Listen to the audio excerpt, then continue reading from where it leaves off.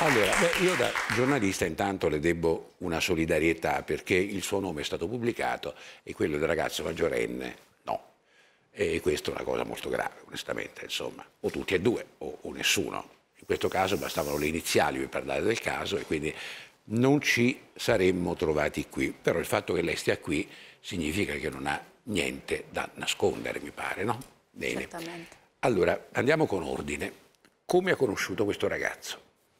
L'ho conosciuto dai primi giorni del mio insediamento a settembre a scuola, perché era un rappresentante di istituto in surroga e quindi mi è stato presentato dai suoi docenti come una persona molto seria, insomma molto dedita all'istituzione e quindi una persona che, su cui io avrei potuto fare affidamento in qualsiasi momento. Tutto qua. Allora però cerchi un momento di ricostruire questo periodo, perché a un certo punto lei ha detto, confessato, avrei dovuto essere più cauta. In che cosa più cauta?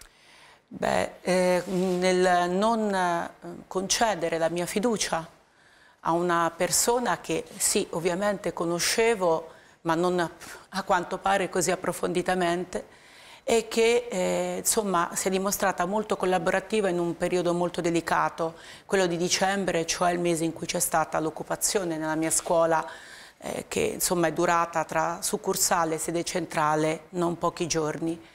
E ecco, ovviamente sì. Ma lei addirittura a un certo momento aveva paura che lui fosse trattato male dai suoi compagni, insomma, per essere collaborativo con lei? Più volte mi è venuto questo pensiero, più volte gliel'ho anche espresso, perché ovviamente si sa che i compagni considerano poi una spia, il compagno che eventualmente così sottolinea, individua nomi e cognomi di studenti che possono prendere parte a un'occupazione. Posso chiederle com'è nata questa fiducia, con quali passaggi progressivi?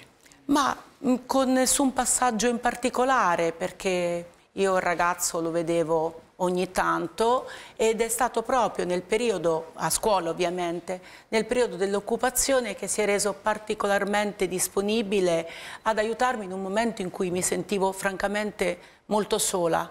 Mai in vita mia come docente avevo subito un'occupazione, l'avevo vissuta, e quindi non sapevo veramente da che parte iniziare. Quindi l'occupazione credo che non fosse fatta contro di lei. No, no. Appunto, quindi voglio dire, anche gli altri insegnanti erano in qualche modo, quindi non capisco perché questa solitudine, mi scusi.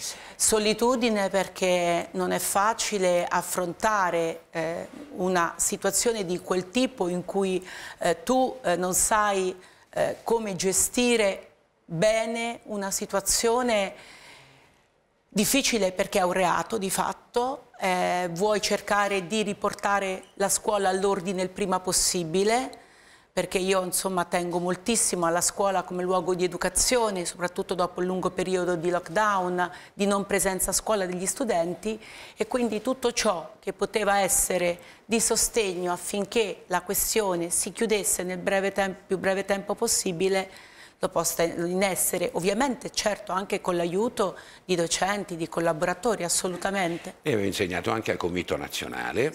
Sono stata educatrice al Convitto Nazionale. E tra l'altro ci sono buone referenze da parte degli studenti, diceva, vabbè, ci portava anche a teatro, eccetera. Sì. Come mai non ha, arrivando invece in questo liceo, non ha avuto la stessa accoglienza? Ha avuto, non dico rimproverarsi, può aver avuto dei momenti di particolare severità?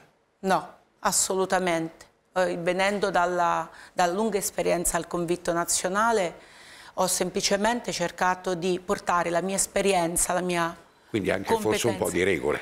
Qualche regola, ma erano regole molto basilari. Ma per esempio il dress code per le ragazze? È vero che ha suggerito un dress code per le ragazze? No, avevo suggerito semplicemente l'utilizzo di un abbigliamento consono all'ambiente scolastico, tutto qua. Ed è stato preso male questo? È stato frainteso, io passai in tutte le classi per fare il mio saluto di inizio anno e per chiarire che cosa intendevo dire in quella circolare, capendo bene che ognuno anche con l'abbigliamento esprime la propria personalità, però che ogni luogo poi richiede una certa attenzione.